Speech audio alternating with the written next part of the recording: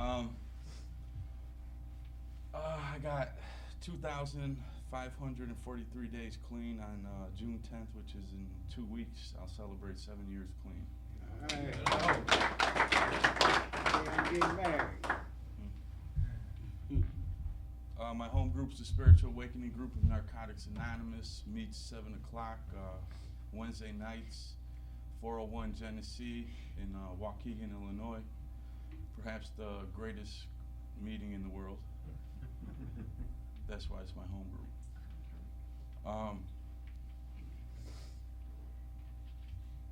I heard, and actually, clean time doesn't equal recovery, but how can you get recovery without being clean? And the literature talks about our only hope is to live after those who came before us. Comes right before step one. And to me, clean time is important. One day clean, how many days clean? Period. If you think about it, if clean time don't matter, then why get it? And you'll find out how much it matters. And I'm real grateful for my home group too. It made me feel a part of Narcotics Anonymous because when I came around here, although I really fit in, we kind of concentrate on some of the things that make us not feel a part of. So it's things like, my home group and sponsorship and things like that makes me feel a part of Narcotics Anonymous. Then I plug in and kind of marinate in the program, and I kind of understand or witness the greater whole of Narcotics Anonymous. And just this whole atmosphere and this setup, I just got out here about maybe the most an hour ago, and I like it. I like the environment, the serenity, just the whole wilderness aspect of this convention. Even the format I like, and just for like a moment of clarity that this doesn't equal recovery. Me standing up here, and that's just for anyone that has confusion between the difference of sharing and speaking, because this could be a great opportunity for me to share my hope, strength, and experience, or it could just be an opportunity for my disease to hold you hostage and make you think I'm recovering so I could continue my sick ways. So I'm a great perpetrator.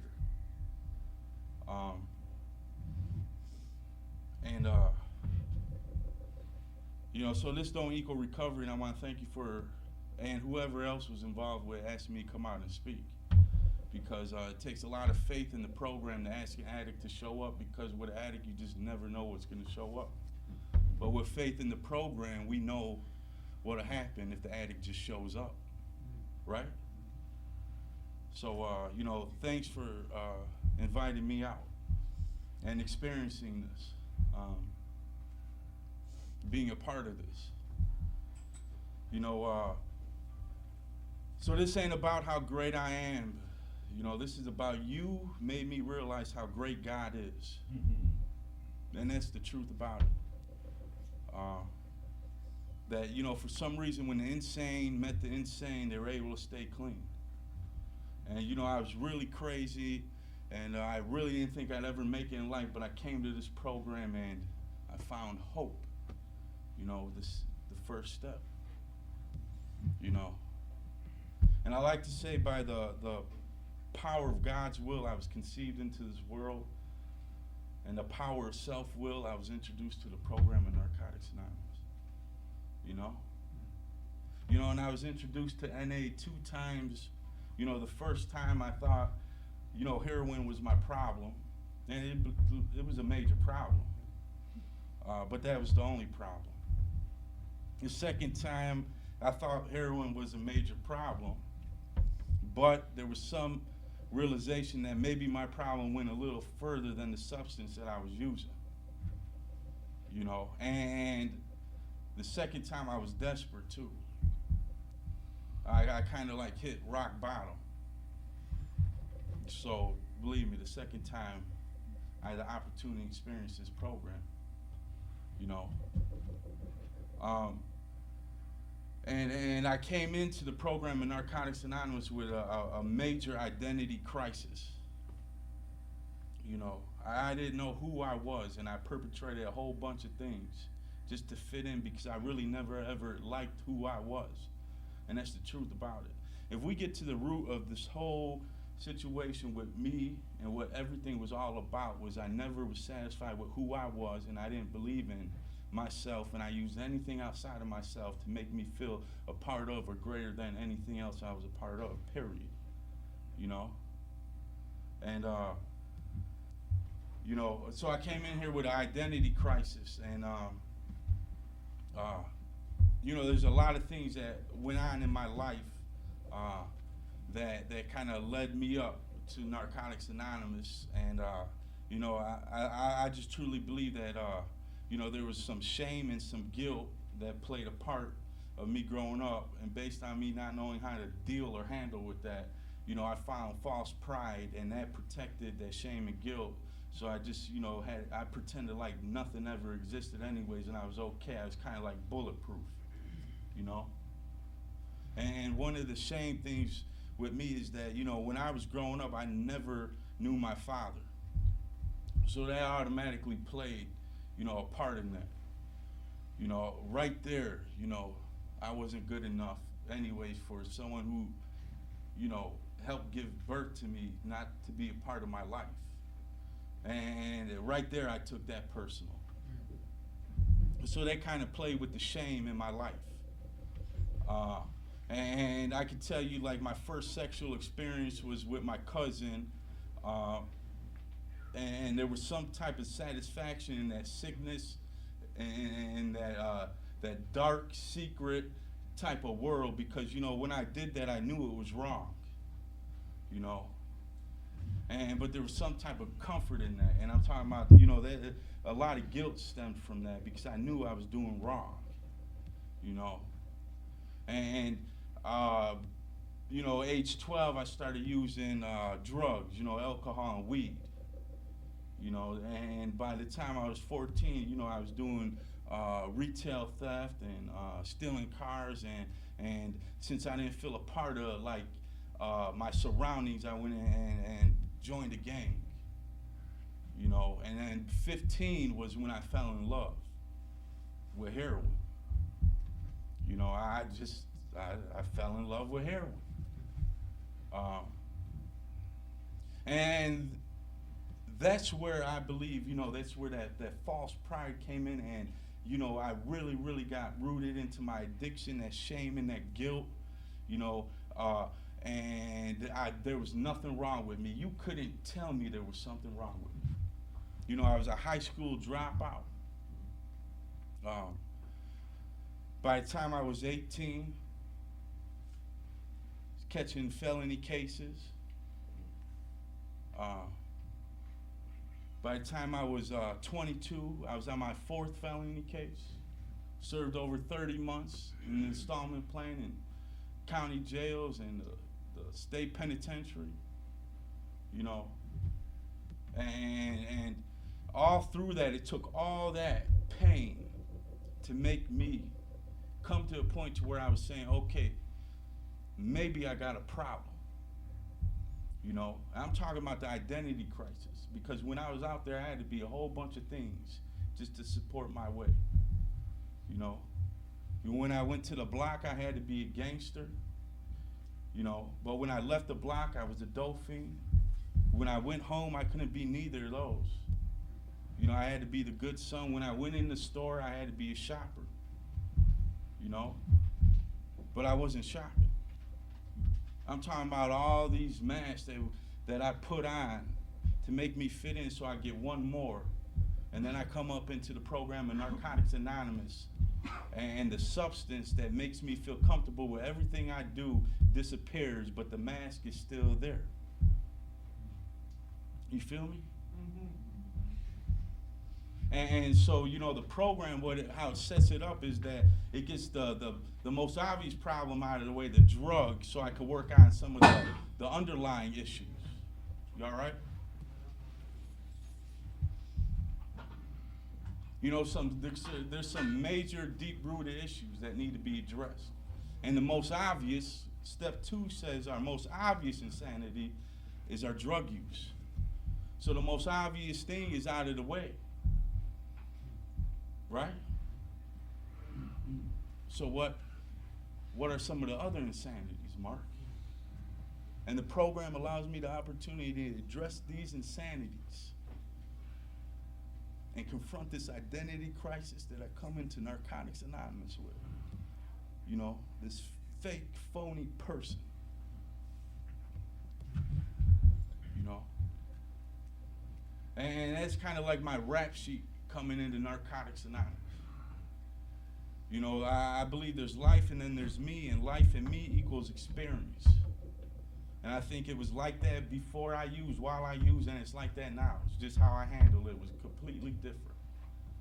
You know? And what the program has done for me, it has changed my perception of things, because now there's life and me and experience, my perception of that experience, I could react completely different. You know? And what happens with my perception changing, it influences my thoughts. You know, because in between this perception and these thoughts I have are these beliefs that I got. So there was a part of me that really believed that I was going to die out like a dope fiend. There was a part of me that really believed that I was a gangster. There was a part of me that really believed I was a professional criminal. It took a lawyer while I was sitting in the county jail on parole to tell me, maybe you ain't as good as you think you are. And this with 4 felony convictions. I'm talking, but I really believed this. You know? There was a part of me that really believed no matter how I treated myself, and it was real messed up, that I thought I loved me. I believed this. You know, so what starts happening, like in step two, I don't really see it as, you know, what you believe in. I see it as regardless of what you believe in, there's some contradiction and there's some major distortion. So it kind of questions my belief system. You know, because it really ain't questioning whether I believe in God or not. It's really addressing, regardless if you believe in God or not, you don't act like it. You sure don't act like it. You know, and so what happens is my beliefs start changing, and so I start thinking a lot different. You know, so what used to offend me might not even offend me anymore, because I start having a realistic view on my life and the people around me. Page 16, basic text, says the program convinces us that we must change ourselves, not the people or situations around us. Let me tell you when I started seeing this program working for me, because in step 3 it talks about we could turn around and take a look and see that it's working. It gets to a point to where we can't even deny it. I ain't the great I am, but let me tell you something. I know I work a program. Period. I ain't coming up here to tell you I don't. Because I do. I ain't saying I don't fall short. I ain't saying I don't make bad decisions. I don't say I don't struggle. You know? But I know the program works. This is no longer a story. This ain't something like I just come to a meeting and just hear someone speak about it anymore. Or I open up the book and I read about it. It ain't a story to me anymore. This is real life. There's evidence. It's proof. You know? This really, really works. And this is the hit too, that, you know, no matter what I ain't got to use, I keep coming back. You know, I'm telling you, if you're struggling, this story will become real in your life. And I don't think don't use no matter what is to justify our behaviors. I think it's to give us hope despite our behaviors. Despite it all. I think don't use no matter what is the number one principle in Narcotics Anonymous. And I see it as a principle. You know, a principle, the fundamental law concerning something that is miraculous. Let me tell you something. Me not using was miraculous. And the fundamental law that laid behind all of that was don't use no matter what. Because what I found myself doing in the program in Narcotics Anonymous was not using no matter what, but acting like this. You know, being a hoe in the rooms of Narcotics Anonymous. You know, being a creep, a hoe. I get to some more deep-rooted stuff. My beliefs in a higher power, how I relied on that higher power, how I utilize it, how do I help people? Do I have the capacity to even help someone? You know, when I walk in a meeting, can I even consider that there might be someone new that might need help? You know? All these things. You know, and so what happens was, you know, some of my worst critics, I'll start beating myself up, and this is where the disease comes in, you know, like, told you this don't work. You know? Or give up. Or do it anyways.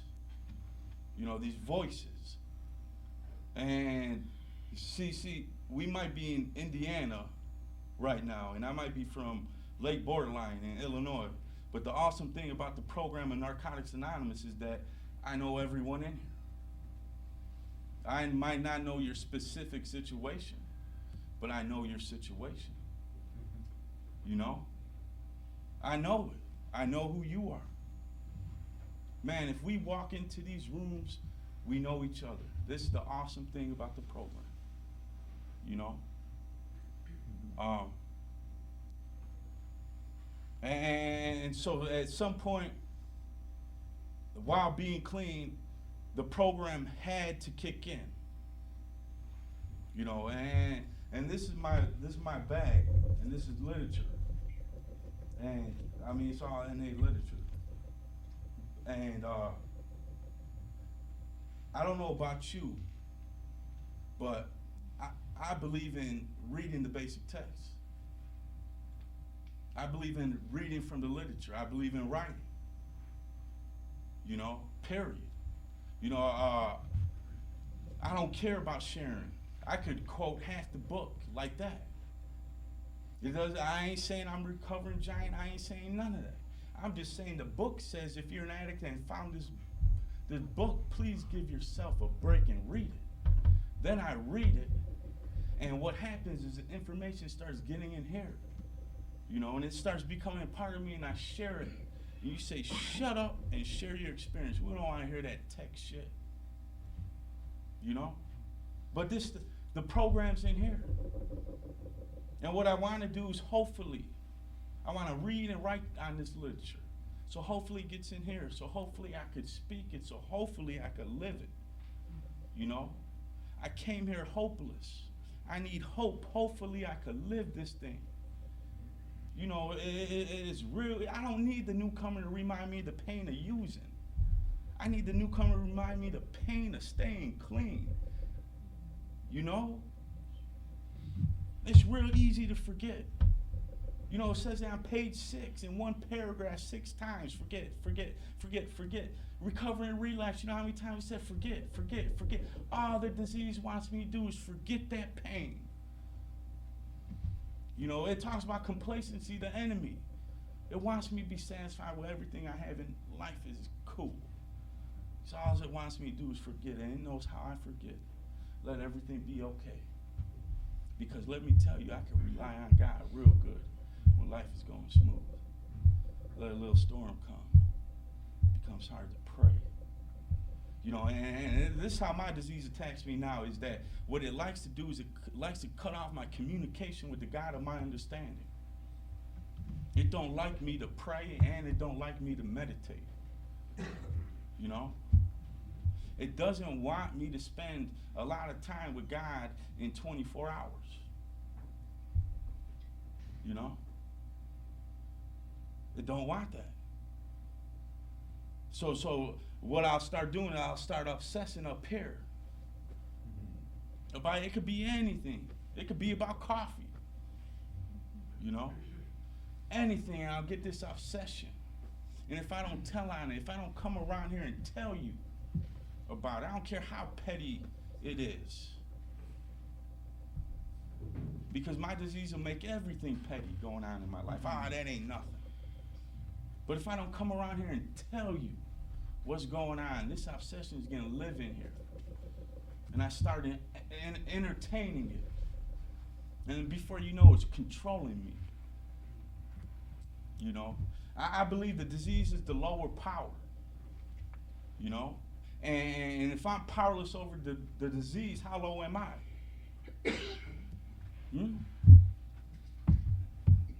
And what I need to do is tap into a power greater than myself that's loving and caring.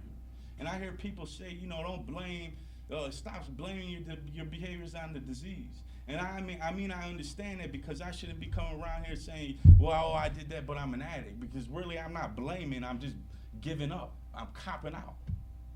Because what I'm saying is, yeah, I'm an addict, I did this, but the program doesn't work or don't apply to this. And so, yeah, I'm just an addict. But I don't see no blame in there, because if I ain't connected to the God of my understanding, what else is going to be influencing my decisions and the choices I'm making? You know? It's not really even blame. There's no other option. If I ain't connected with God, what am I connected with?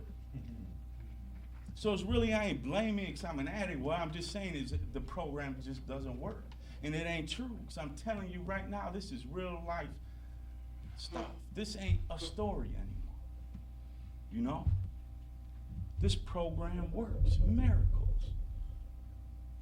You know? And like the situation, like what I was talking about with my father being father, the empathy of the program and one addict helping another, and I finally found a place to fit in. It was great relief to find out that my father was an addict, because I understood instantly. For some reason, the program taught me the ability to love a stranger. I met people all over the place. Never even knew them, but they were an addict and a part of the program. I knew them. And it gave me that heart. And when I found out my father was an addict, it was so easy to let it all go. You know, and then the flip side to that whole situation is that, you know, I was in a relationship for about 4 years in recovery, and out of that relationship came a baby, and the mother, she ended up using, and we know how the disease is. One is too many, and thousands never enough. You know? And it was an opportunity for me to be there for my son and be the father that I never had. And let me tell you, that happened. And it wasn't because of some great power I had. It's because of the power of God. But when that happened, I gained more empathy for my father, because I understood why he ran. Because there was times and moments in my life to where I would have ran. But I'm talking about the program kicking in. You know, the program of Narcotics Anonymous. And I didn't run. You know, and right now it's getting a lot easier. You know, it's kind of becoming routine. And, you know, I shared this before. It's something about, because it's about growing up in Narcotics Anonymous. And you could ask me to speak on men's rap. You might be indicating that, you know, somewhere you see some type of growth. And so we go, you know, a child to a man. And we're, you know, working the steps. You know, there's a part of me that wants to become a man. You know, I'm just talking about a man serving God, doing the right thing, trying to help people, etc., etc. But it's real funny how we want these things, and so we expect all this great insight or these big things to make us this man that we want to be. But it was a small little boy. It took a child to make me realize the need to become a man, or trying to learn to become a man. You know? Yeah. And you know, this is how I see. I see the fourth step as, you know, this honesty. And I believe sharing anything used about nothing. You know. And I believe there's a part of, you know, responsible sharing. I responsibly share. I share my hope, strength, and experience. You know. And I do that to the best of my ability. But at some point in time, sometimes sharing the solution is just sharing the problem. You know, and we can't save our, you know, our face and our ass at the same time. And sometimes we might get ourselves in a mess to where we got to come and expose it. You know. But the fourth step addresses self in a manner to where I share about everything about myself, good and bad, however I see it, and I throw it out there. And I think it really addresses honesty. Step one, I start practicing honesty, and I get to step four, and I get this courage, and I throw out this honesty. To the best of my ability, I try to examine who I am, and I write out all this stuff. And it comes in, and ideas pop out, and I start seeing things, and I identify patterns about this shame and this guilt and the crimes I committed, these sexual fantasies and all this, and I could throw all this out, and I could always share about it, man. But what happens is I get into a fifth step, and it ain't asking me about my wrongs anymore. It's asking me about the exact nature of my wrongs. And really, step four gave me an opportunity to share my story. And after I share my story, step five gave me an opportunity to look at the reasons why I do what I do. So I could sit here and tell you a bunch of behavior. Or I can sit here and tell you the real deal. Right? It says in the Step Working Guide. Step one.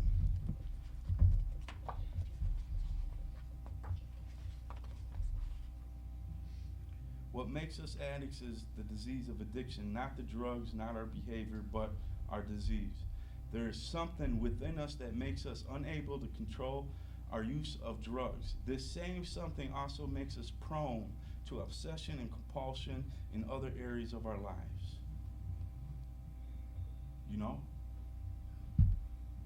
And it goes beyond just the behavior. It said it's not the drugs or the behavior, it's the disease. Right? So let me tell you the real deal, the real obsession. The real obsession. I have this obsession about myself that I don't like me. It's a real deal.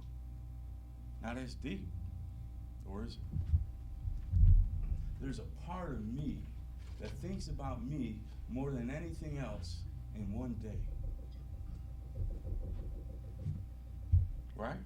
And what I start trying to do is I start trying to replace these thoughts about myself with thoughts about God. I see God everywhere because God is in my mind. You dig? So I start trying to put God in here because the way I think about myself is real distorted. And I'm not saying it doesn't change, but by me plugging into a power greater than myself, the way I see myself changes. I start seeing the value in myself and others and everything else God creates. And what I start doing is I start trying to appreciate it. My biggest issue is I don't like me. And the behavior that comes after that is me trying to find ways to like myself.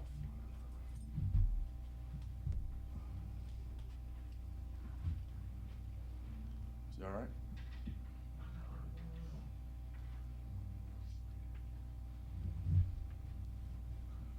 And the behaviors that come after that self-obsession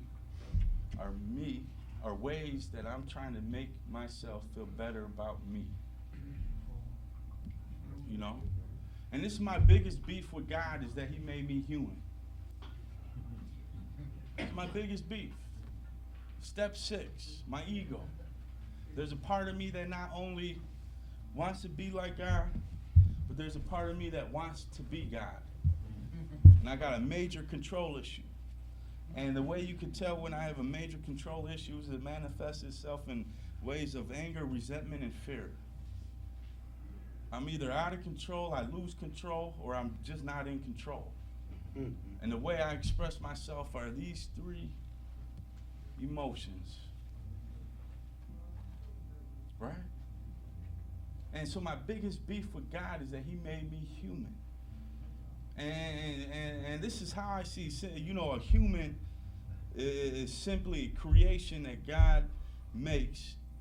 You know, a physical body He creates to house a spirit, so that spirit can learn the value of life and the love of God.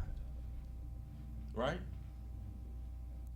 And so he puts me in life to experience it so I can learn and appreciate what life is all about and what God is all about. Because, see, God has something greater than this that I can't see. And He's preparing me for that.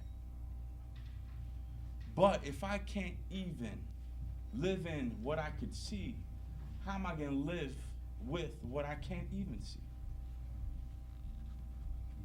If I can't even serve God when I have the physical evidence in my life, how can I serve God beyond this place when I can't even see it? How can I love God who I can't even see if I can't even love you who I could see? You know? And that's kind of like the theme of the convention. What is it? We grow in love. We grow with love. We grow with love. Yeah, we grow with love. And if you really think about it, it all comes down to the whole goal of the 12 steps is a spiritual awakening. And it's a result of 12 steps. You know, the 12 steps. If we ain't somehow trying or having a spiritual awakening, what purpose are the 12 steps? That's the goal of it. And then it kind of like hints subtly of how we get this spiritual awakening. 2 ways. We give it and we live it. Right? Having had a spiritual awakening as a result of these steps, we try to carry this message to addicts and practice these principles in all our affairs. Give it and live it. You know, and it goes back to like my biggest beef with God, you know, this being a human. And there's a part of me that wants all the control, or if I had the opportunity, I'd take the throne in this whole world. And it goes, you know, right back to self-centeredness. You know, step 6, it works how, why? All character defects. You know, our basic human traits distorted out of proportion by our self-centeredness, causing enormous pain to others and ourselves. You know, my self-centeredness. The world revolves around me. Me, me, me, me. How do you affect me? What am I going to get out of it? How am I going to benefit? Well, if I do this, what will happen to me? Me, me, me, me, me, me, me. You know? And it kind of lines up. What happens is, you know, how I start counteracting this self-centeredness is I start trying to do service. You know? I start trying to help other people. You want to know what kind of relationship I have with God? You ain't even got to watch if I go to some holy congregation or carry some holy book. All you got to do is see how I treat other people, and you will know what kind of relationship I have with God. You know? And this is what happens with the program is it puts me right in the midst of that to where I had the opportunity to start making amends for all that. And I start counteracting my self-centeredness. And I start learning how to serve, you know, and then I start learning what real service is about, because it talks about it in the symbol. You know, the best example for goodwill is service. Then it has a little comma, and then it says proper service is doing the right thing for the right reason. So, you know, let me tell you, when I first came around here and I got a service position, it was just for that, a position. You know, I like status, title, things that, you know, are prestigious. I like, they make me feel powerful, control, God. So that is the exact reason why I had a position, was for that, so I could have a position. You know? But then over time, proper service is doing the right thing for the right reason. And it ain't about the position anymore. It ain't about the status. How can you be famous in an anonymous program. You can't. You know? So it comes to a point to where, like, the 3 S's, service, sponsorship, and sharing, ain't about ego no more. I ain't serving ego anymore. You know? I ain't doing it for ego anymore. I ain't doing it anymore to make self feel powerful or better than, or to make self feel like I could live with self now. You know? I'm talking like some real deep rooted issues. You know? What happens in 4 is I get honest, I expose it. I paint the whole picture. The whole story's laid out there. What happens in 5 is what I do. Not your wrongs, the exact nature of your wrongs. Why you do what you do. We know you did stick-ups, okay. But why did you have to do stick-ups? You know, we know you're a hoe. That's real obvious. But why do you feel you need to be a hoe? You know? So I started addressing some core issues. I called my sponsor. I say, sponsor, this is going on. I want to fight dude at the job. I leave work early. I'm having obsessions about this girl. And he says, well, what's going on? And I stop and think in my head, well, I just told you what the fuck's going on. But he's like, no. What's going on? You know? So, you know, I'm just real grateful for the program in Narcotics Anonymous. And what it's done for my life and what I've seen it done for other people. You know, it's an awesome program. 5 minutes, thank you. All right, you wrote it out.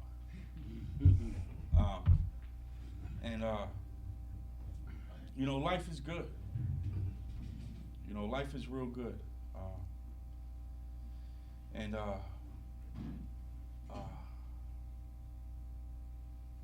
You know, I just love Narcotics Anonymous. It's just that simple. You ain't gotta love it. You ain't even gotta be a member if you don't want it. But I want to be a member. Period. You know, I just want to be a member. By choice and by action. Tradition 4. Narcotics Anonymous is a fellowship of men and women, addicts meeting in groups and using a given set of principles to find freedom from addiction and a new way to live. The service that we have mentioned are a result of members who care enough to reach out and offer help and experience so that our road might be easier, you know. And I'm just grateful to be a member of Narcotics Anonymous. You know? It's not even so much proud to be. You know, I'm grateful to be. I don't like pride.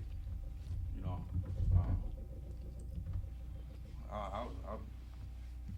I'll use NA to get money and coochie and fame and all that.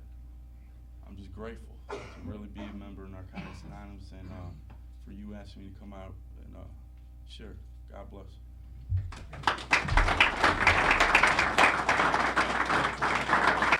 My name is Rashid, and I'm an addict. First and foremost, I must always thank God and you people for showing me how to live, because for a long time I just didn't really know how. I want to immediately, before that dark part of me says it's not necessary, apologize humbly and sincerely to Mark, because when he started to share this workshop, meetings start on time and they end on time, and when God wakes somebody up to think that I would have anything to share that may help somebody, and there's someone sharing with me, I'm supposed to be there when they start. And I wasn't here when you started. I sincerely apologize to you and this group. that took me off down that trail to see the tree. You know? And, I'm glad I did go, but I sincerely apologize. I'm just grateful that I got back here in time enough to hear what I needed to hear. I've heard you before, and I've always enjoyed that. I'd like to thank God and all the people that do service work to put on these conventions and all of that stuff, because it's a lot of work. It's a lot of work. Just as always, Joe always finds it necessary to call me at the last minute to drag me somewhere far away.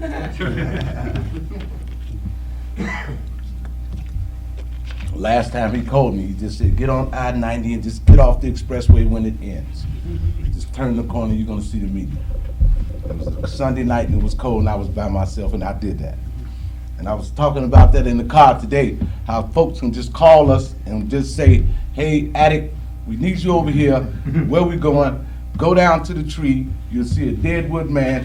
Just make a right. Go down to the corner. As far as you can go, you'll see a girl leaning over. She's always there. Make a left, and we'll be there.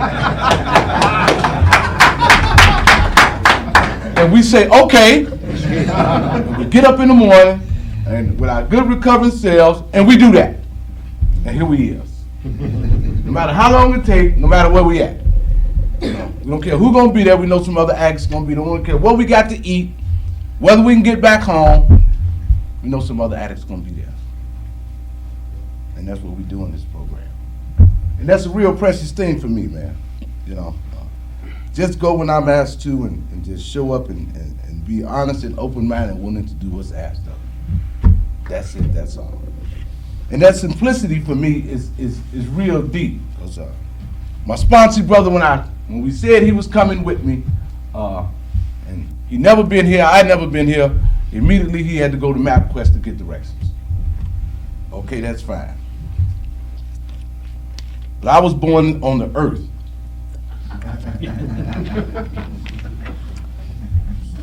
And by me being good in geography as a kid, I was there that day. I simply got my direction finder book out and found out, locked it in my mind, 30, 65, turn the corner, 15, up, make a right. That was simple for me.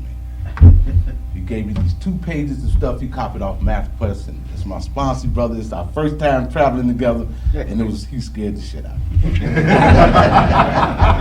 I go and take all 26 of these turns that MapQuest got, I'm gonna be lost thinking about it. It's my sponsor brother, Andy, and I love you, and I had to openly say that, man. You know, for real. You know, I'm gonna get us here, man. I'm gonna get us back home. You know, men's rap, man. We come around here. I came around here not because to Narcotics Anonymous, not because I had lost a lot of things. You know, I didn't lose a lot of material stuff. I hadn't lost no houses and no cars and all of that. I hadn't ran out of money. I hadn't ran out of dope. I hadn't ran out of a place to stay. I just didn't go to stay. I hadn't ran out of nothing material. I came to Narcotics Anonymous because I ran out of me. I ran out of that quintessential spark of life that our literature talks about, that was almost extinguished by the disease of addiction. That's what I ran out of, and that's how I got here. And then free of death, of going to the hospital over and over again, dying, modern medicine, bring me back, try it again. And I did that over and over and over for 23 years. And I woke up one day and I could not imagine and seeing where I was gonna be, who I was gonna be, and what I would be doing tomorrow, next week, or next month. I couldn't see myself. I couldn't see a future for myself. I couldn't see myself living the way that I was living, doing the things that I was doing. I just couldn't see it after all of the trips to the penitentiary. You know what I'm saying? All 5 times. I couldn't see myself anymore. My morals and values, and we're talking about men's rap. So y'all might want to. Wrap it up, man. Wrap it up. We're talking about men's rap.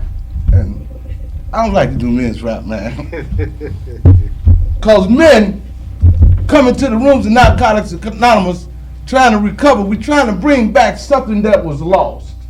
And Mark, you talked a lot about God. Thank you for warming me up, man. Because God, the men that he intended us to be, we had another idea. See, we had another idea. We made another choice. We wanted to go do something different, and we'll be right back. Because consciously or unconsciously, every man in this room, in the rooms of Narcotics Anonymous, in the process of recovery, at some point in our life, for us to become addicts, we had to say, excuse my expression, I don't cuss no more that much. We had to say, fuck God.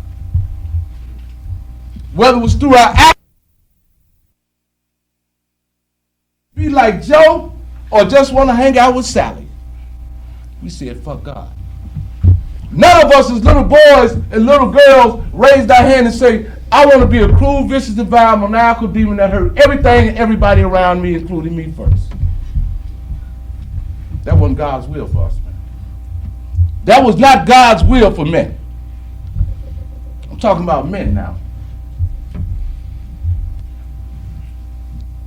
So when we get here to the rooms of Narcotics Anonymous and start to acquaint ourselves, after we stop flopping around as newcomers, after we stop sleeping around as crazy people, after we, stumble over the literature and notice that that's a basic text and you're supposed to pick it up and read it, and you're supposed to get a sponsor to help guide you through it because you're not the smartest person that you know, although we know that you are, then we start to slowly uncover the fact that, damn, I'm not a man. Because when you get here with me, and I'm going to say we, men's rap, I got to be all inclusive. I'm going to concentrate on the similarities. It ain't no differences.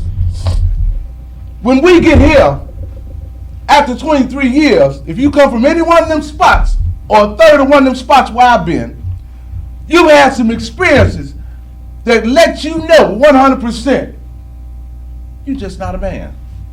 And you haven't been one for a long, long time.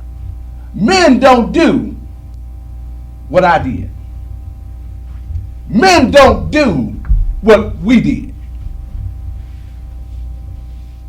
Because my morals and my values in which I was raised with as a little boy were instilled in us, Ma, to try to raise us to the best of their ability, our parents and our families, hopefully, to be men. We're not talking about what society has deemed us we should be, because if that was the case, we'd still be out there.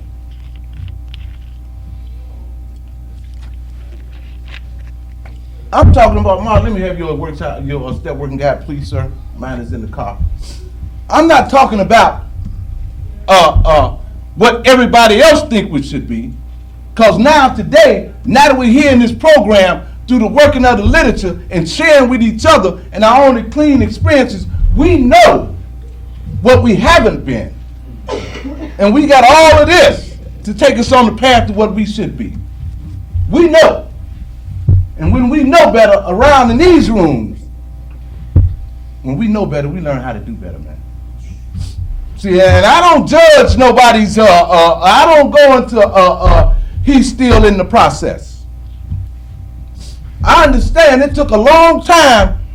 It took 23 years for me to understand you're not good at being a dope fiend. 5 years clean, 10 years clean, 15 years clean. It's going to take you a long time to be the perfect recovering addict. But we strive for the point is that when we work through these steps, we just want some parts that we've internalized, the spiritual principles, to start showing in the way we walk. Just a little bit. Let me walk past the mirror and see a fourth and fifth step, please. Let me walk and get up in the morning and say hi to my wife and understand that I can see a sixth step and say, how you doing, honey, instead of how you doing, bitch. Let me come into my household and walk in my house and turn the key in the door and there's no Kool-Aid and I can simply go and make some instead of the police coming and let me understand that there is a seventh step. The Kool-Aid fight. Oh, ain't nobody here with me? Okay, all right. Nobody by myself. You know, just let me see that. Let some part of this literature live in me. Because like Mom said, we need to know this work, man. We need to know that the stuff that they talked about in the second step, the evidence and intangibles, we need to see that. Because we suffered from some immoral deficiencies when we got here. I was raped, man. I was self-raped by my own morals that I was raised with, because I talked about it last night. I saw my fraternal father come to the house every Friday, shake hands with my stepfather. How you doing, George? How you doing, Jim? Come on in. Sit down, have a drink, give mama money for me. Kick it, and cool. You coming down this summer, son? Yeah, Dad, I'll be down. You know what I'm saying? See, that's where I come from. I come from 6 brothers and 2 sisters, and I'm the baby boy, giving me everything I ever asked for, and never ever telling me no. I come from a mother that would see me kill everybody in the room, and the police come and she say, no, he didn't do it. Did you do it? Tell me if you do it, otherwise I won't know how to help you. Mama, I killed 8 of them. I didn't kill all of them. She said, okay. He only killed 8. He didn't kill 26. So my morals and my values and belief system formed as a little boy growing up. I had a great time with it. It was later on when I started to see the ugly side. It was later on when I started to have relationships that became meaningful for me, that I got trapped in what our literature describes to me, and I was so grateful when I first read it here, The Triangle of Self-Obsession, man. Then I started to see where this could take me. Mark, your book look good, man. It's get work, baby. I can find my way right on around in here. Stuff highlighted look like mine. Well, one addict helping another. And I know he got it highlighted. I heard him. Yeah, he got it highlighted and everything. Check this out, man. And then I'm going to move on, man. And Mark, I don't have no problem with you quoting literature. As soon as they come up with a better book for us to quote that saved lives like the wretches in this room, we'll quote that one. But until then, we're going to work with this. Quote the literature all you want to, as long as we live it. That's what's important. As long as I can see you walk it. Quote it all day.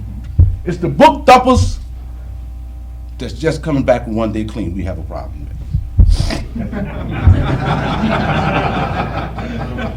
Oh, y'all caught that right away. Y'all was going to catch that later on. Check this out. If we could look at our disease of addiction, stripped of its primary symptoms, that is, apart from drug use or other compulsive behavior, and without its most obvious characteristics, we would find a swamp of self-centered fear, man.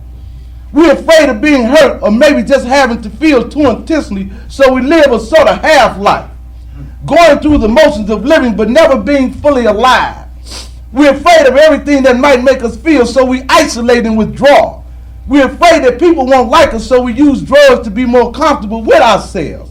We're afraid we'll get caught at something and have to pay a price, so we lie or cheat or hurt others to protect ourselves. We're afraid of being alone, so we use and exploit others to avoid feeling lonely or rejected or abandoned. We're afraid we won't have enough of anything, so we selfishly pursue what we want, not caring about the harm we cause in this process, man. Today, sometimes if we gain things we care about in recovery, man, We're afraid we'll lose what we have, so we begin compromising our principles to protect it. Self-centered, self-seeking fear, we need to uproot it so it no longer has the power to destroy men. My morals and my values, man, in relationships with other people, children, wives, women, co-workers, man, are directly proportionate to who I am, man. I found out that me, through the working of other steps and instilling spiritual principles and trying to allow this literature to live and jump up off me at given times, is directly proportionate to my happiness and my serenity. Because I was distorted, man, when I got here. I had some holes in my morality, man, and my sponsor helped me to deal with it and say, wait, whoa, I see. He said, you fucked up. And when I first came in the rooms, I used to always use that when I said, man, I'm fucked up, I'm fucked up. And my sponsor said, brothers, say, Rashid, you got to start to identify that. Yeah. You got to start identifying that. And putting labels on which areas of your lives you're talking about so you can start separating some of that mess. Because when we get to the fourth step, you know what I'm saying, we don't want you coming back getting no 30-day key tag because you ain't sorted out what effed up mean.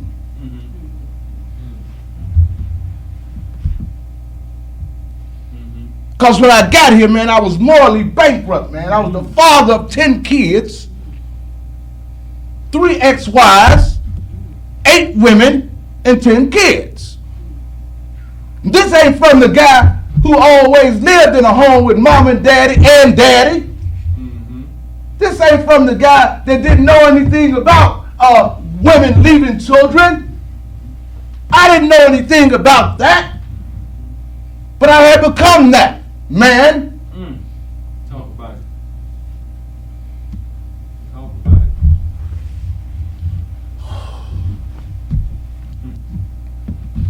And when I got here, I was okay with the first step. I was okay because I knew I was an addict. I knew my life was unmanageable because why would I go to the penitentiary 5 times and every time come up with a plan on how to stay out and always end up going back again? You know what we did on 2 Gallery? Yes, sir. We told him and him and him the plan on how to go out, and they went out, and they came back when we were still there. Yeah. Then we told them another plan. Yeah. And they went home, and 30 days later, they came back from our plan, and we were still there. But when I got in that second step is when stuff started to the God piece. I ain't never stopped believing in God, man. I thought God stopped fooling with me. Why do you want to fool with you, man? Why you want to fool with a cruel, vicious, devout, maniacal demon like you? You done abandoned 3 ex-wives, 8 women, and 10 kids, man. You ain't never had the opportunity to do what your daddy did. You ain't never went to the house to take them no money and greet the stepfather. Come on. You ain't never had to do that. You ain't never attempted to do that. You don't know what that is. So I had some deep-seated moral issues, man, about all 5 times in the penitentiary, Mark. You know what happened down there on 2 Gallery in the back?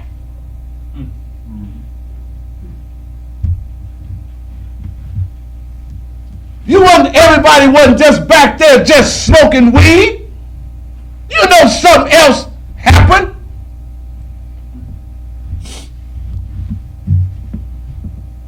You know how immoral that was when your wife and those women came to visit you and you had her to do those things while she was in public.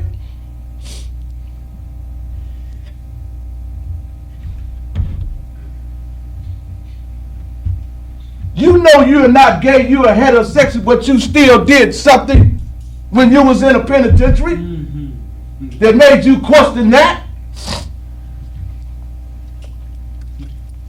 But I was just a man doing what I had to do. Huh, Ma? No, we don't want to talk about that.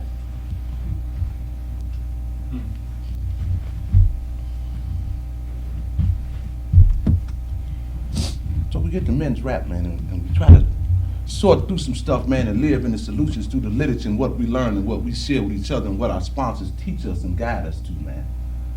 What we pray for, man, through this precious God-given program, man, to recover and renew the quintessential spark of life, man, that was almost destroyed, man, by a disease of addiction, man. That's it, that's all. Everything else, enjoy the ride. And when I started to try to sort through all of those things, man, early in recovery, the first 2, 3, 4 years, it was ugly, man. I'm having some successes, you know, I'm feeling good about myself, but I'm still having these deep sitting more. And God, let me tell you, ooh, man, look, God allow you to live in experiences today to give you the growth to sustain you for tomorrow. Whatever step you on, God is going to be for sure, because you asked him to, let you live in experiences you did that'll make it so nice and so warm. But when you do contrary, he'll make you allow you to live in experiences where you're going to have to reach and get the spiritual principle right away. You got to reach and get it right away. Right away. Right away. So when the police come to your house and you standing downstairs with your thumb broke, looking crazy, wondering why you haven't ran, the full-time ex-felon, why I'm not running, and you say, officer, you're looking for me. You're looking for this man. He'll say, okay, we never seen that one before. Let's go upstairs and see what she has to say. You'll wonder, damn, what the hell am I doing? You know? I usually wonder when the police is in the neighborhood, less known, coming to the house. Now I'm telling them, officer, you're looking for me. What a terrible program this must be. So I was sorting through some stuff, man, and I'm all the time looking, I'm working steps with the sponsor, but all the time it's bringing me back. It's bringing me back. The experience is bringing me back to that thing with the wife and the children. And the woman thing, the man thing. I can't escape it. Y'all kept telling me, Rashid, you gotta surrender. Rashid, you gotta surrender. All you gotta do is surrender. You know? But recovery is so fine now. I got a few pounds, I got a great job, I got a car, I'm having a few dollars, I'm running all over the country, I'm sharing greatly. Rashid, you gotta surrender. I say, man. And I found out my surrender had to come through me living and recovering what I lost, man. I lost the ability to love me as a man and as a human being. Mark, I can relate to not liking you, man. I know how that feel. Not to like who you see.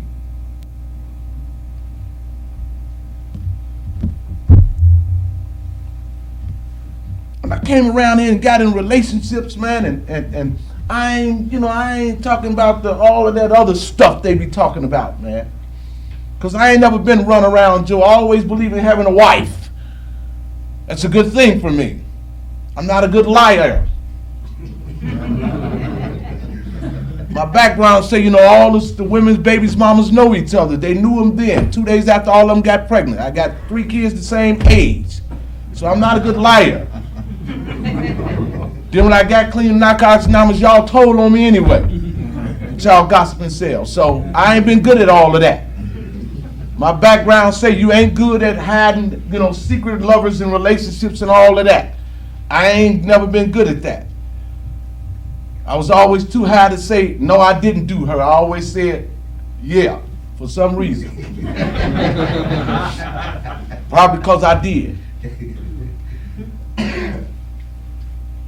But clean, I had to start to look at, man, you got all these wives and you got all these kids, and children are so forgiving and unconditional, and now you're clean. What story have your children got? What story did they get the 23 years while you was using? What story did mama, grandmama, and uncle tell about the using daddy, the using brother, and the using nephew?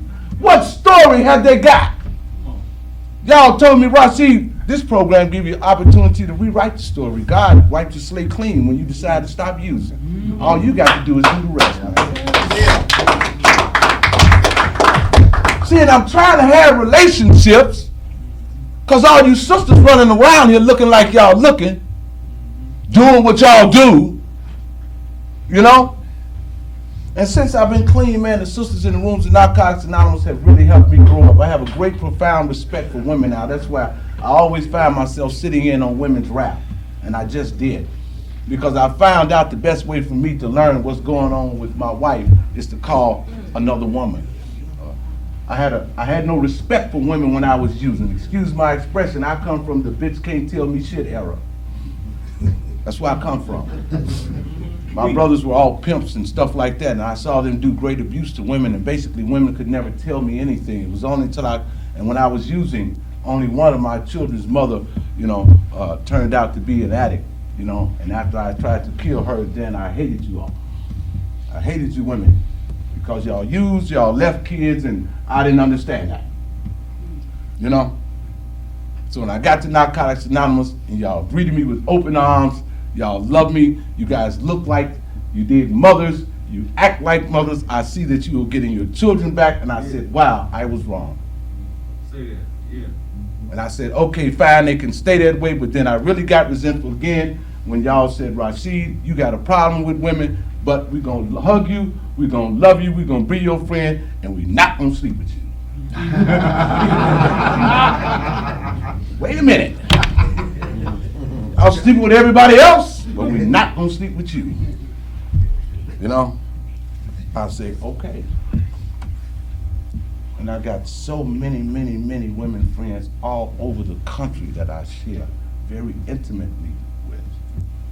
My wife always kids me about it, but it's a problem with her. She say, you always get excited with one of your girlfriends sharing. Because Ricky will call me or somebody will call me and say, Rashid, we need you and we need 3 sisters to come out here and share. And I get 3 of them and she say, here you go, you mobbing up with them damn girlfriends of yours, y'all going to share. You get excited with women and share. And I do. And I do. I do. And I was having these moral issues and I ain't never had an opportunity to be father, man. I ain't know anything about this. So I met the girl and all of the hoopla and da-da-da-da-da-da and Kabbalah ring. And I found out 3 weeks later I had went home past the house for 3 weeks. And now for the first time in my entire life I have to actually communicate, relate, tell the truth, not get honest, tell the truth to a woman about a relationship, something I've never done in my entire life. We always end the relationships by beating her up and she'll go away, use up all the dope and I know she's gonna go away. What's up, man? Beating her down and I know she's gonna go away. You know what I'm saying? Or just telling her I'm going to the store, I'll be right back and never coming back. That's how I always ended the relationship. So now for the first time clean, man. After I done spent the money on the ring and I got some sense now, a little bit, damn, I done stacked off my money. You did? I have to tell her. See, but this is after I done did the same thing I've always done because you sisters, I got a real thing about children. They love me. Yours, mine's, all of them. I love children, I'm very patient with them. See, this was after I had got with that sister and her 14-year-old, I had talked to her and became her friend like a man never has. And then she vowed to me something she never vowed to her mother, that she'd never get pregnant. See, I'll let you, sister, see me play with that other man's children like you wish they daddy would on the floor for hours when they bugging you and you want to send them to bed. No, I'll play with them. Okay, come on. And I'll reach into your heart through your babies. You know, I'll show you a part of me that you wish they own daddy could be. That's what I'll do. And then I won't love you.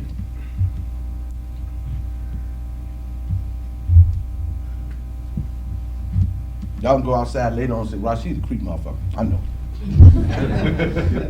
Then I won't love you. And just when you think everything is going to be so good, because the 14-year-old thought this is the one.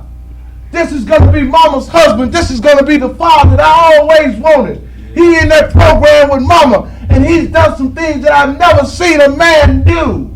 That's listen to me. And I go and tell him I'm leaving. And now I'm repeating the same thing I've done for 23 years cleaning. It don't feel good. I'm abandoning another family. I'm giving up the opportunity what men supposed to do. Men, little boys play house, man. Men build homes, man. You remember when mama told us a long time ago, you don't take God's hearts out of women and twist them to your own liking. Remember mama said that? Come on, Rashid. Yeah. Remember mama said that, man. See, because my belief system, and a lot of us men don't understand that, but our belief system is tied to the woman. Terrible thing God did. Terrible thing he did. That was a terrible, cruel thing he did to us. Tied our beliefs to a woman. That's terrible. That's why they can make us do so many things. See, and I just found this out about a year and a half ago, man. I got 10 years clean. I just found it out. That the woman, we can go to a $2 job that's not paying all of the bills. And we can go to that $2 job, man, and do the best we can and come home and she can say, baby, I'm proud of you. I know you're doing the best you can. Stick in there, baby, and it's going to get better. Boy, look, the next day we go to work, I don't care what we make. We are the baddest thing in town. You know what I'm saying? And she say, just keep working, honey. Just keep going up. I'm going to be at home for you. Yeah. Just keep praying. Come pray with me. All right. With some humility, man. Some stuff we don't used to doing. And our thinking and our beliefs change about who we are as men. Because these steps and these traditions gave us a sense of humility, open-mindedness and willingness that something else outside of us got to work. Because everything we tried as men never did work. And now we got to practice it in our home. Most difficult triumph that we can have is recovering men. We got to practice this in our home when there ain't no Kool-Aid. And she ain't working right now. She could have made some because I've been out working all day. 5 minutes. You know, I don't cater to the tape. I do not cater to the tape. I didn't come to sell a tape. God didn't ask me to come and sell a tape. Okay. Okay. Okay. All that don't ain't in this room, the message wasn't meant for them today.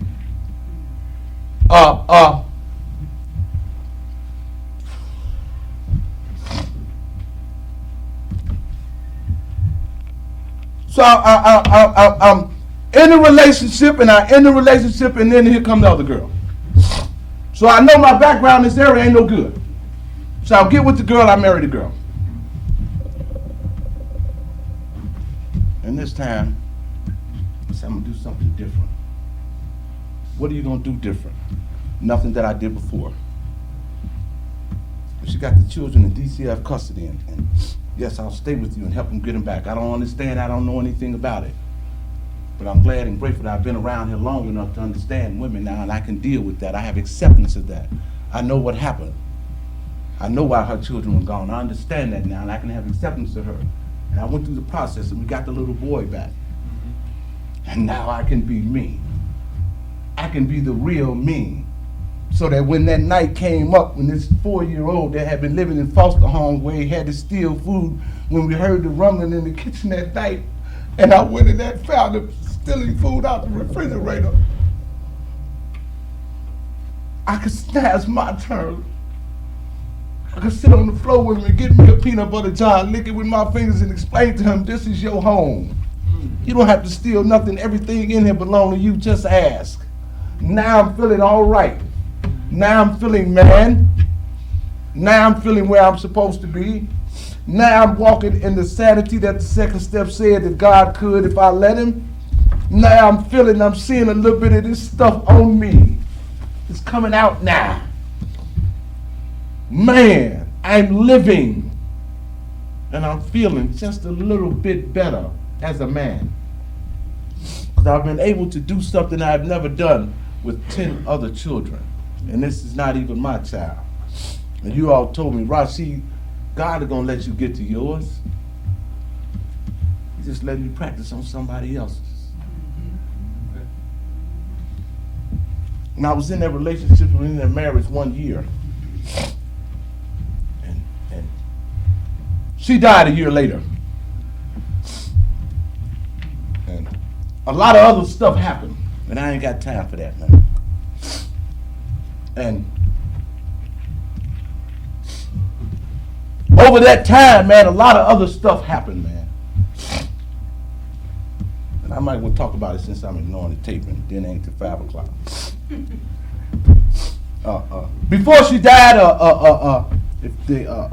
she had to go, and we went to a fabulous honeymoon and all of that, Cancun, Cozumel, all of that, man. It was just fabulous. And before she died, it was she found out that she had to go to the doctor, and she found out that she had HIV, man. And, you know, and I found out the same thing about me. You know, and I'm still to this day, I'm wondering why I haven't hated anyone. Mark, I'm wondering what part of the program didn't allow me to hate her. I'm wondering what part of the program didn't allow me, you know, to hate y'all, because y'all know how cruel and vicious and vile the fellowship can be. The homophobics, you know what I'm saying, can be. You all know how cruel, vicious, and vile people can do when they hear the words HIV and AIDS. You all know how cruel and vicious and vile people can be when they don't understand, lack education, empathy, compassion, and love for themselves. They'll have none for you. You know how we are as addicts. We barely getting past us being black and white in the same damn program. Now we got to deal with that too. You know how we are. And shortly afterwards, she died from something that had nothing to do with HIV. And I was alone, and I was ridiculed, and half the fellows and half my area loved me, and the other half hated me, and I had to bear the burden of the half hugs and all of that old good stuff. You know, I had to walk into the meetings and hear you telling the newcomer, did you hear about the brother Rashid that killed his wife? And then I had to hug them both. I had to hug them both. And I couldn't hate y'all. The program had crept in too deep. I had studied too much. I had gotten one too many sponsees. I had prayed too hard. I skipped over the fear and the anguish that I would die tomorrow from AIDS.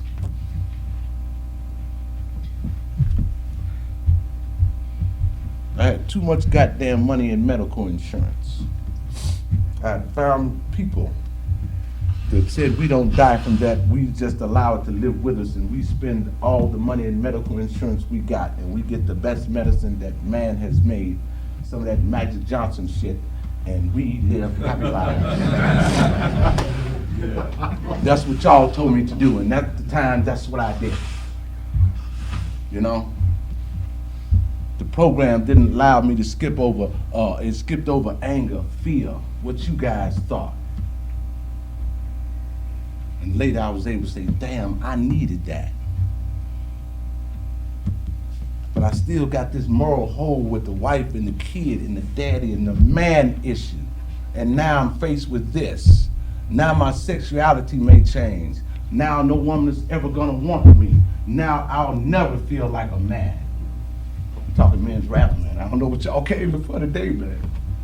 Y'all must ask the wrong guy.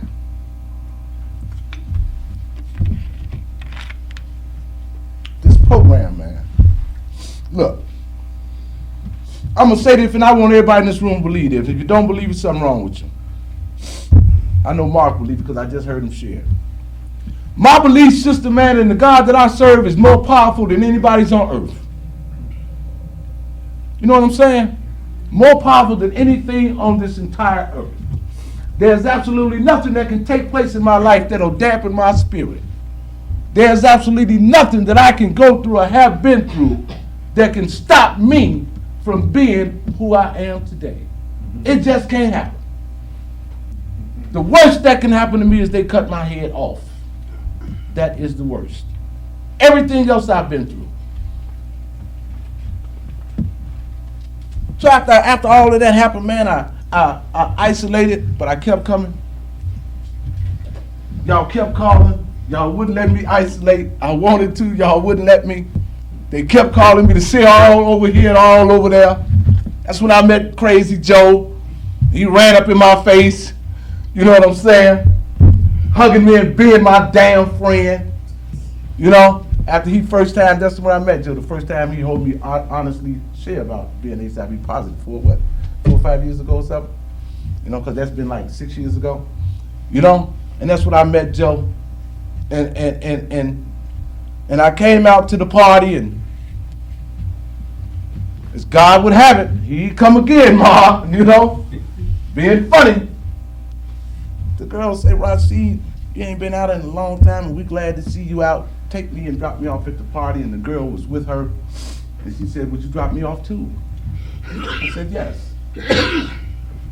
And being an addict with a large ego, I had came back out. I had a new apartment and all of that great stuff, and I bought myself a brand new red truck at Christmas and put a little snowball hat on it, Santa Claus hat on it. You know? And I'm back. You know? And the girl got in the Jeep, and I looked in the back seat. I had never seen in my entire life, and I said, I'll take you to the end of the earth. And I laughed. And shortly after that, I continued to see her everywhere I went. I went to Jules, and I seen her. You know? I went to the car wash, and I seen her. She don't even own a car. I don't even know how to drive. You know what I'm saying? I went to the meeting on the west side, and I seen her. I went to the meeting on the north side, and I seen her. You know? And I said, you all right. We started to see each other, and we started to share. We talking about Keisha, man, my wife today. We started talking, man. See, but God had already prepared me for the relationship, because when I moved into the new apartment, one of my girlfriends to the man, she said, Rashid, I've always loved you. Even when you were with your wife that died, I always loved you. I'm going to help you move into the new apartment and get settled. She stayed with me 3 days. First night she slept in the chair. Next night she slept in the bed. We didn't have sex. We talked intimately. She got the apartment all settled. And then when she got ready to get up and go, she said, you straight? I said, yeah. She said, now what about this HIV thing? And God allowed me to share that with the woman first. Man, why you put this on me, man? I'm getting ready to talk about to the sister about some man stuff, some big boy stuff. Excuse my expression. And I'm glad that little girl in it, that I really give it to you. You know, but I ain't. I'm going to respect her. You know, I had to talk about that with a woman the first time, with the woman, the big boy stuff. And I shared with her, man. And she said, okay. See, but I didn't know the other sister was coming later on, man. I didn't know God, through working these steps in this program and prayer, was getting me ready, man. To fill a hole that was empty inside of me from the first day I got clean, man. Sinner sister, man. And you know I told her who I was. You know I told her. This was happening with me. And I'm waiting for my rejection. I'm waiting for my fear. I'm waiting for my alienation. I'm waiting for her to run. She ain't going well. She kept coming. I'm coming over to your house tonight. She said, come on. I went home.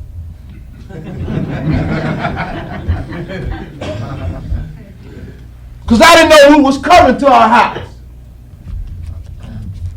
Well, I'm going to have the basic text in one hand and old Joe in the other hand. You know what I mean? You know?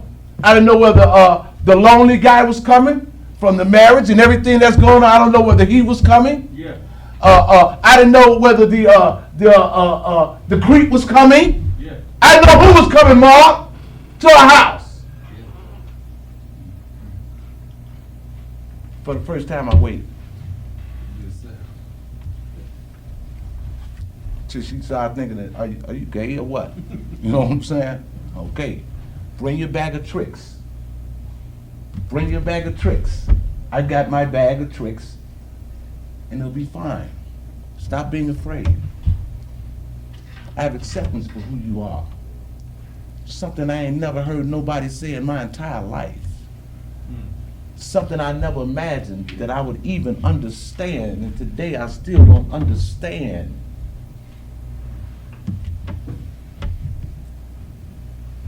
Today, that's my wife. And I'm gonna say this and I'm gonna get ready to wind this up. And I got with her and us men, I'm gonna say this and move on. You know, I thought through the years I had learned how to have safe sex through my doctors, and I have a team of doctors that have cared for me over the last 6 years tremendously. And during that process, if you ever deal with issues like I do, you'll learn that you have to be sexually educated to a level that you just never could imagine. But being an addict and still being a creep, we still know how to make it come out real good. As addicts, you know, we just somehow make a way. You know, and I thought I was okay in that area of safe sex, and I wasn't. I thought I was listening attentively in class, and I wasn't. And she got pregnant. And for the first time in my entire life, I contemplated killing myself because I felt like I had killed another human being. You know? The doctor said, hold on, Rashid. You got that program stuff. I've had the same doctor since, and she got family in the program. She said, hold on. You got that program that held you to where you at tonight. Just hold on. You carry your arrogant self back over there to get re-educated about safe sex, and let us take care of her. Give us the insurance card and all that money you got, because this is what we need to protect her and your child. And go to work every day and work overtime because you need it. And I popped off the savings and burnt up the insurance from 2 jobs because I changed in between. And we have a company that's called American Medical. You can promise to pay them as long as you're working and don't die. But as soon as you start working, they want their money. Stop working, they want their money. And between us 3 and all of them doctors, I have a 4-year-old son that's totally healthy, and I have a wife that's totally healthy.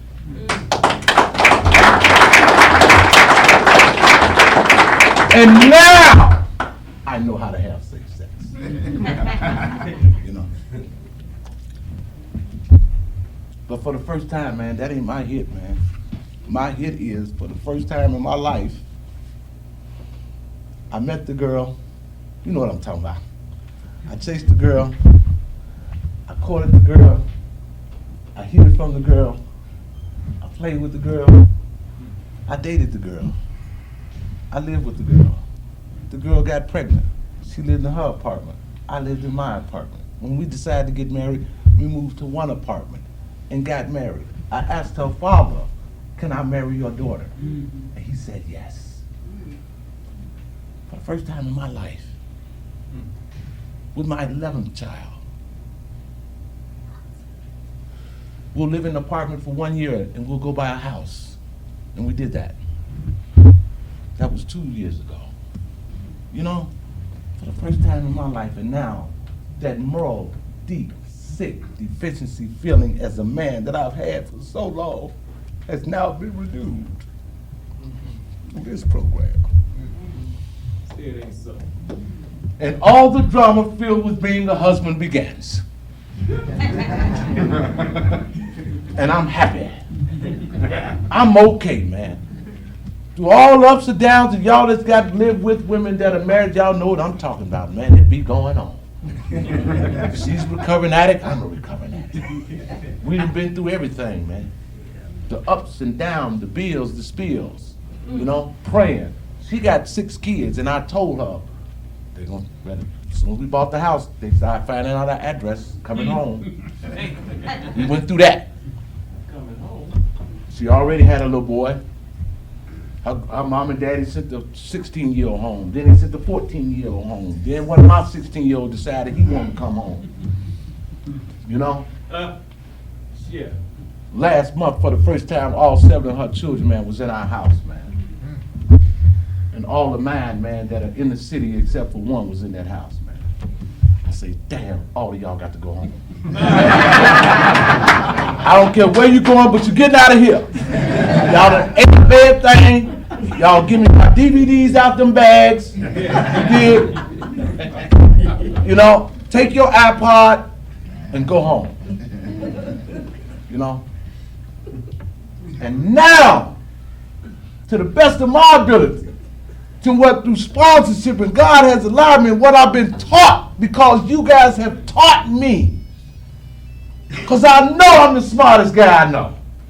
You have taught me how to begin, not the process, but live in the progress of being a man. That's a great thing for an addict like me. See, all the other stuff didn't matter, Ma. I just wanted to be a man. I just wanted to just to be a man. I just want to be what God would allow me to be. And that's through my children, man, and the way I live. I just want some peace, man. The peace I want is the peace of an 8-ounce baby laying down sleeping with an 8-ounce bottle of milk. You know how peaceful they look, man. That's what I want. I want to come home from work after fighting with everybody at work and not be mad at her when it ain't no Kool-Aid and jump on her because I'm mad at people at work, but I start the Kool-Aid fight. You know the Kool-Aid fight. You know y'all do it. You know, you done had a bad day at work because it ain't no Kool-Aid, you want to clown with her. You know? I just want to keep coming to rooms of Narcotics Anonymous, man, learning from these sisters in here, man, so when my wife started acting crazy, I can remember. She acting like that girl shit about last week. She'll be okay. I don't even have to get in there. You know? I want to live my program so that when I have the ups